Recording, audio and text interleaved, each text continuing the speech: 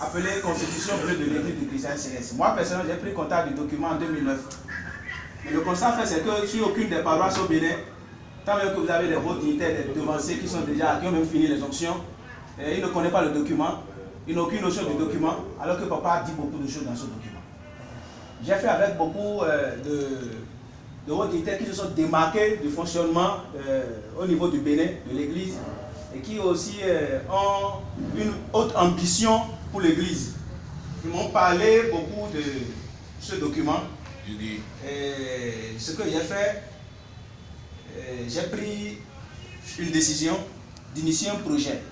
Le projet de rendre le contenu de ce document sur des CD audio. Pourquoi? Parce que les gens ont le document dans leur véhicule, dans leur salon, dans leur maison, mais ils n'ont pas le temps de lire. Ils ont le temps de lire, mais ils n'ont pas les yeux pour lire. Ils ne savent pas lire, mais ils comprennent français. Donc dans ce sens, il faut les faciliter, c'est-à-dire de connaître le contenu de ce document. C'est ainsi que j'ai pris la décision de faire le projet en 5 langues. En français, en Boum, en Yoruba, en anglais et en Ewe. Mais pour une première parution, nous avions fini la version française. Et nous avions prévu faire le lancement le mercredi prochain, c'est-à-dire dans 2 jours.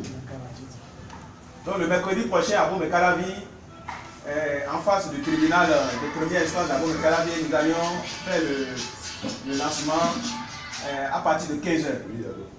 Nous avions appris que le révérend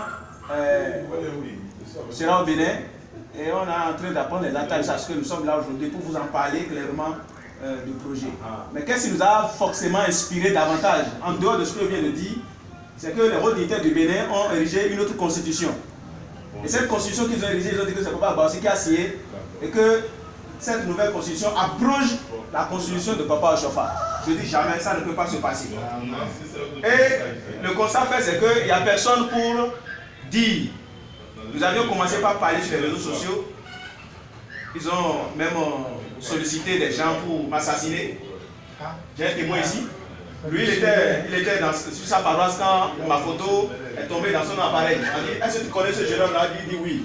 Il dit que là où il se trouve maintenant, vraiment de savoir comment se déplacer. Pourquoi? Parce qu'ils ont habillé les gens à qui ils vont remettre des armes pour m'attaquer.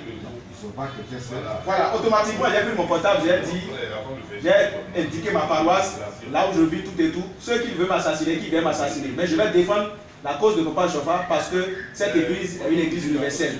L'église en réalité a 70 ans, mais nous sommes encore dans l'embryon.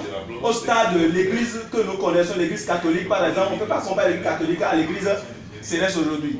Mais alors que nous sommes plus nombreux davantage et nous avons assez d'opportunités pour la jeunesse qui nous suit et vraiment l'église va mal. Surtout au Bénin, ça ne va pas. Je ne connais pas pour le Nigeria parce que je ne dois pas au Nigeria. Mais pour le Bénin, vraiment il y a de quoi, il faut encore commencer par réfléchir sur l'église autrement. Donc voilà le projet qu'on a fait. Nous avions fait le tour de plusieurs révérends. Et Dieu a voulu que nous allions rencontrer notre papa. Et nous allions lui porter également cette information. Voilà.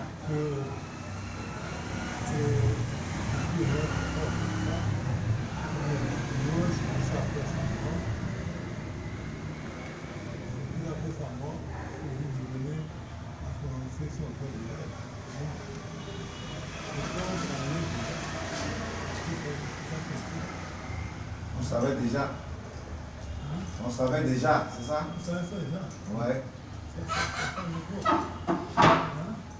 bon, ça va faire un mondial.